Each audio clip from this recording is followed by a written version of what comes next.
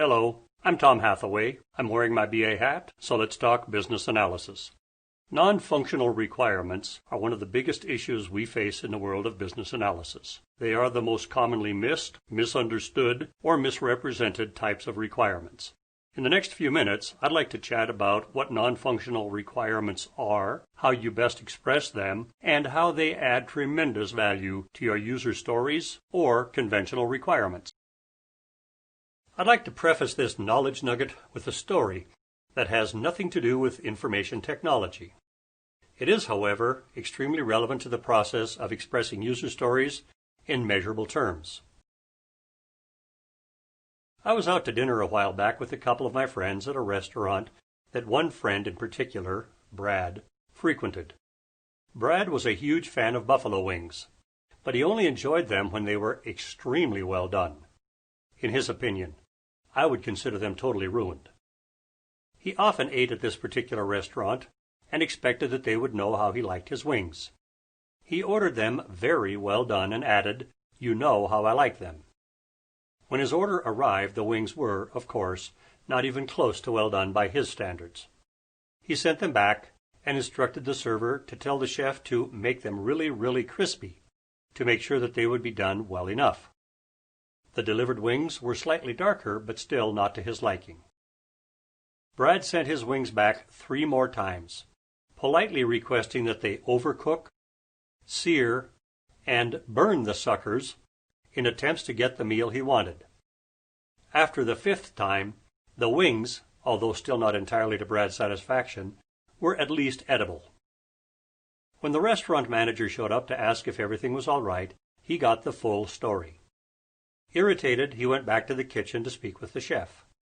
When he returned, he explained to Brad that they had deep-fried the wings 12 minutes at the prescribed temperature of 375 degrees Fahrenheit, which was excessive by the chef's standards, and that if he wanted them even more done in the future, he should order his wings deep-fried for 17 minutes. On his next visit to the restaurant, my friend complied and, after assuring the server 3 times that he knew exactly what he wanted, finally enjoyed his wings deep-fried to his satisfaction right away. The moral of this story, of course, is that it's not enough to know what you want. You need to be able to specify in measurable terms how a third party, in this case the chef, in the world of IT, the developers, can deliver what you want. The latest possible time when you have to define the measurable dimensions is immediately before the developers start coding. You should prepare yourself, however, by thinking of this in advance. If your non-functional requirements are not objectively measurable, you need to revise, rewrite, or expand them. User stories take a dramatically different approach to solving the age-old problem of communication between developers and the user community, and that difference has a significant impact on measurability. If you follow the user story paradigm faithfully, you captured your user story on the front of a 3x5 index card. If you use any other tool to capture it, you should still attempt to constrain the length of the user story to 1 or 2 brief sentences, following one of the 2 widely recognized molds. As a role, I can do or have something with measurable qualities to achieve a business goal. E.g., as a call center operator, I can complete at least 12 reservations per hour during peak traffic to minimize wait times for customers. Or, to achieve a business goal, roles can do or have something with measurable qualities, e.g., to minimize wait time for customers, each call center operator can complete at least 12 reservations per hour during peak traffic. Following the user story paradigm, developers are not concerned with any details about the user story until they initiate the development process for the selected user story. At that time, they should schedule some time with you, as the author of the user story, to delve into the nitty-gritty details. During this discussion, the developer will jot down on the back of the index card, or in the appropriate tool, how they can prove that their solution meets your needs once they deliver it.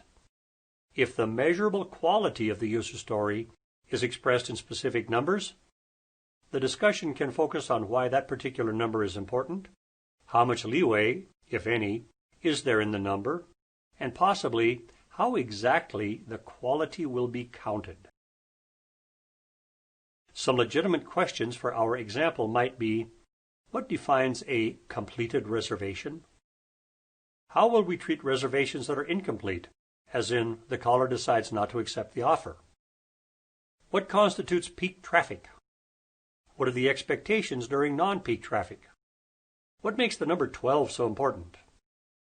Obviously, developers could simply accept the statement as expressed, or more correctly, as they interpret it, and implement it with impunity. But if they challenge the statement before development starts, it might change, and there's no cheaper time to change than right now, prior to coding.